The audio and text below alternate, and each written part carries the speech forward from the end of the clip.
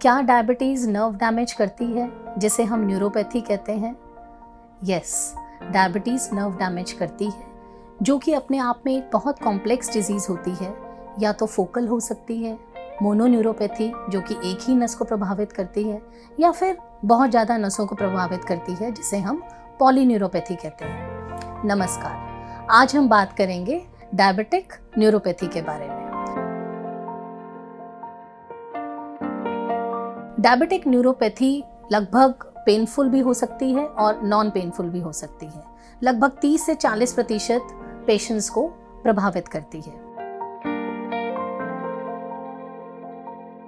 इसके कुछ अपने रिस्क फैक्टर्स होते हैं, जैसे कि इंक्रीजिंग एज, ओबेसिटी होना, बहुत long standing more than 20 years old diabetes होना, कुछ जेनेटिक फैक्टर्स होते हैं, और जिन पेशेंट्स का इम्पेयर्ड ग्लूकोज टॉलरेंस रहता है वो भी ज़्यादा इसके प्रोन होते हैं।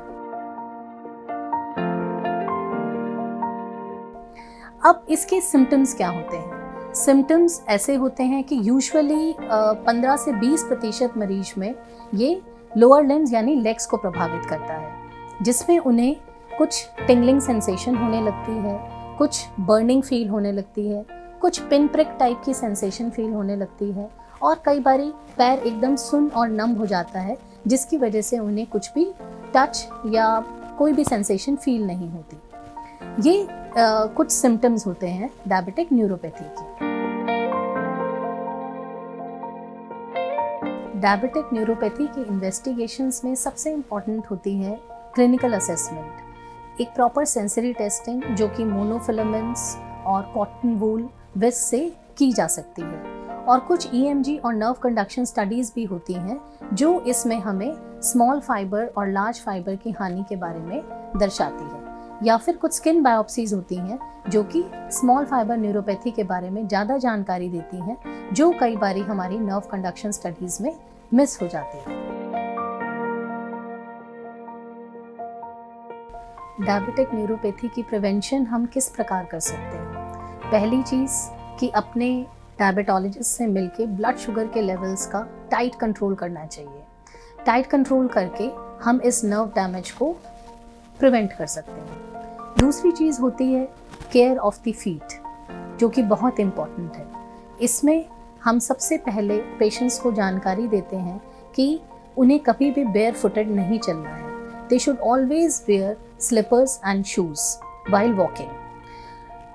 दूसरी चीज़ होती है इसमें कि जब भी वो शू पहने, उसमें हमेशा अंदर एक बारी देखें कि कहीं कुछ उसके अंदर कोई भी चीज़ चुभने वाली ना हो। तीसरी चीज़, पैरों का हमेशा ध्यान रखना और गर्म पानी से वॉश करके उसको हमेशा ड्राई करके मॉइस्चराइज़र लगाना। चौथी चीज़ होती है कि जो भी सॉक्स हम पहने वो कभी भी बहुत टाइट ना हो।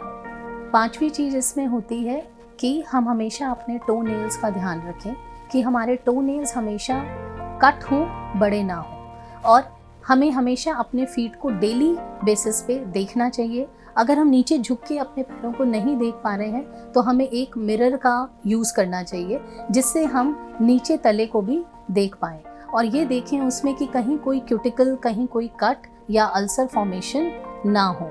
और अगर कुछ ऐसा लग रहा है तो तुरंत आपको डॉक्टर से संपर्क करना चाहिए। इसके ट्रीटमेंट के अंदर सबसे इम्पॉर्टेंट चीज़, ये जो बातें हमने अभी प्रिवेंशन में जानी वो हैं, कुछ दवाइयाँ हैं जैसे कि एंटी डिप्रेसेंट और एंटी कन्वर्जेंट ड्रग्स होती हैं, कुछ इंटरवेंशंस हैं जिसकी वजह से हम पेन और इस बर्निंग सेंसेशन को कम कर सकते हैं। कुछ मरीज डायबिटिक न्यूरोपैथी के लगभग 15 से 20% ऐसे मरीज होते हैं जो कि इन सिम्टम्स के बारे में अपने डॉक्टर को जानकारी नहीं देते हैं, और कुछ 20 से 30% मरीज ऐसे होते हैं जो जानकारी बताते हैं लेकिन उनको इसका प्रॉपर ट्रीटमेंट नहीं मिल पाता, और उसकी वजह से ये डायबिटिक न्यूरोपैथी अंडर ट्रीटेड रहती है।